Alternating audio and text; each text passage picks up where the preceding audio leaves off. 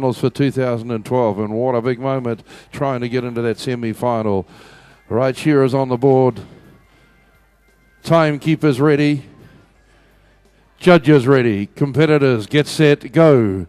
And as always, that little quiet spot when they start off the Woolhandling, John McBride. But woo, after last night, we're just going to have to build it up again from this morning. And I'm sure this is the right way to kick it off. These open quarterfinalist Woolhandlers. Wow, we're going to see some good stuff. Yeah, certainly you feel got to keep these shows ticking along. The competitors will have been fizzing themselves up this morning with a bit of V drink and all that. But of course, a little bit slower in the morning. They'll be working in. They've got to concentrate now and make sure they get the job right. There's big money at stake here.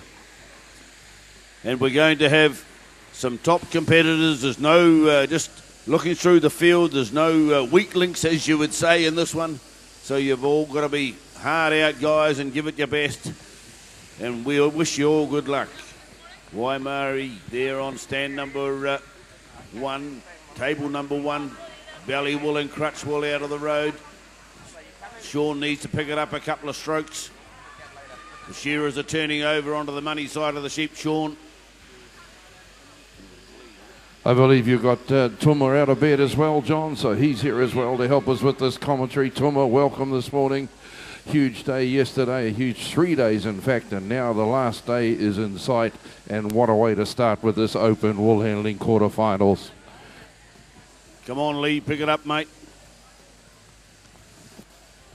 Down the last side work, these shearers, wool handlers, working right there with them, getting the sock wool. There's a little bit of short wool there from around the crutch. Here we go, there's wool handlers about. Let them go, shearers. There we go. First place hits the table. Ra Tapu Pakia. Beautiful throw down there, table 3. Lovely throw down here by Pagan. A little bit overhanging. We got the young gun fresh up from the senior class. Mary Ann Beatty from Gisborne on table number 2. A little wee bit overhanging. She's done very well to qualify. Waimere down there on table number 1. That's a pretty big fleece, and she's landed it fairly well. But down here on table 4, Pagan Rimini, just working her way around the top of the fleece, pulling it over to her so she doesn't have to run around the other side of the table. That's a bit of an advantage of being a little bit taller than some of these other competitors. Back to the shearers they run. We've got the belly wool coming off. There's 2 lines of wool in there. There's the belly wool and the brisket or the frib wool. Into the undermine work the shearers. In the undermine, the different lines of wool we have are sock wool, short wool, sometimes a little bit of stain, maybe the odd dag about that area, and then the top knot comes off, and that goes into a different basket as well. Around the head work these shearers and these wool handlers are still with them, still collecting that little short stuff from around the head. Pagan down here on table 4, just giving her second piece is a bit of a shake to get rid of the locks, and back to the fleece run these wool handlers, John. Yeah, they certainly doing well. The fleece, of course, the wool was kept very dry by the truckies. They've done a marvellous job, so there's no water stain there, which is good. Down the last side, the shearers come. Now, the wool handlers need to have that table clean in preparation. These are open class wool handlers. We need to keep the pressure on them. It is a competition where we need to find the best. So keep trucking along, shearers. And here we go, the throws coming up now, Tuma. Oh, nice one there on table number 2. Let's see how they go. A little bit loose on table 1. Even table 3 is pretty handy. And a little bit long there on table number 4. But they're getting better. They haven't got too many fleeces to compete over. So they've got to get it right. The judges will be ticking away on their little handheld counter. They've got a little counter in their hand. And bang, bang, bang, they'll be pushing it for anything that's hanging over the table. Yeah, I was talking to Joel Henare last night after he competed in that teams event, and he said that in a couple of his fleeces, in his 4 fleeces last night, they had a bit of yellow and they had a bit of VM, vegetable matter. So these are some of the things that these wool handlers are having to look for, but not look too hard. Sometimes when you look too hard, you think that you see things that aren't really there. But down here, table 4, Pagan Rimney, a little bit overhanging on the side. Anything the size of an A4 sheet of paper hanging over is 1 point. So probably about 4 points lost just here on the overhang. The young gun, Marianne Beatty, table number 2, taking it to the big guns. Here she goes, roll-up time down there on table number 2, Marianne Beatty. We've got Pagan down here. Pagan's got a fairly clean fleece down here. Not a lot of first pieces to take out, so it'll be roll-up time for her as well. Rātapu Paikia from Kaiwaka, table number 3. Back to her shearer, she runs just to grab that cheek wall. Roll-up time for her as well. We've got Waimiri Penny Hart down there on table number 1. Good to see Waimiri here. And I'm sure she's got what it takes to make it through to the next round too, John. Yeah, down the porthole of Shears, pop the sheep. Good straight throw there. Just using the double throw method, putting out the head and shoulders, and then, of course, just releasing the tail end so they hold it back from going over the end. And table number 3 might have got that shot, Phil. Looks like it was a fairly tidy job there from Rapua. Well, they're certainly getting through it, Tuma, aren't they? They're right up on their game. And, of course, it's always a little bit hard to start off early in the morning, but not for these 4. They're just right into it and enjoying every little moment. Yes, there's little bits here and there that are wrong.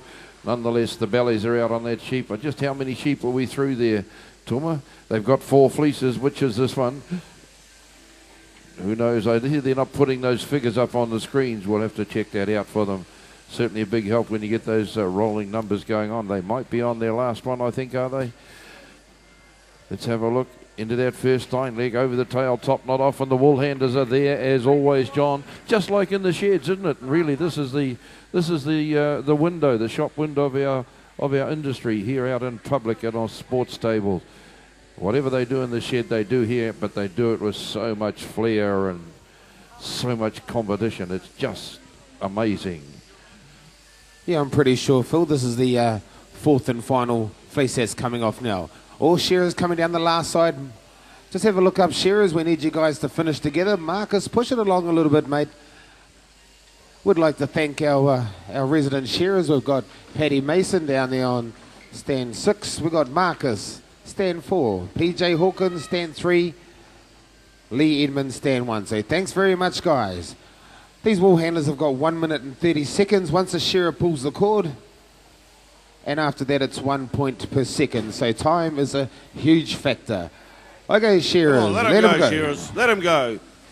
Pagan Rimini turns. She's got a nice little fleece. Beautiful throw down here, table 4. There's Marianne Beatty, the young gun. She's taken it to these other more experienced open wool handlers in a great throw. 4 pretty good throws, John. Oh, I'm looking pretty sharp up here in table number 1.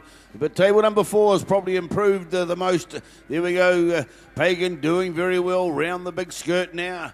Not a lot of skirt here on table number 1. It's she's done the job on the board. Round she comes. Waimea, come on, go hard, guys. With a roll up and the clean up coming up, and you'll hear the broom start slapping, and that'll wake everybody up.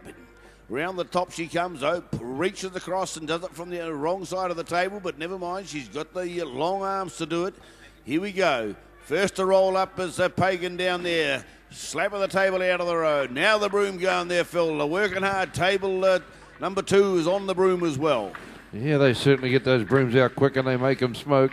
So we got a northerner up here, Kaiwaka gateway to the Coomera country, Ratapu Paikia. But we're watching closely for who's going to first, Tuma. Who's it going to be? They are getting very close, aren't they? Over to you now, just to bring us home. I see you looking along the floor there. Yeah, looking underneath the table. Pagan Rimini down here on table 4. There's not a skilful under her table. But the young gun, Marianne Beatty, table 2. I reckon she'll be the first one to put her hand up. Come on, Marianne, you're fresh up. Give it to these old battle axes. Here we go. Time for Marianne. Down here, table 4. Pagan looks around. Thinks, yes, there we go. Time for Pagan, table 4. Well done, Pagan. Time for Waimiri. Rātapu, time for her as well. Rick. Yeah, righto. We have our next lot of competitors. Huia Puna White on table 1, Jonathan Harkle on number 2, Angelique Miller on 3, and Ronnie Goss on number 4. So we need to just keep ticking along. We a little bit behind the time when we started, so we've given you that little bit of leeway now. Let's rack into it, guys. Quickly, once you've done your job, get out of the road and let the new lot up. Awesome stuff. There's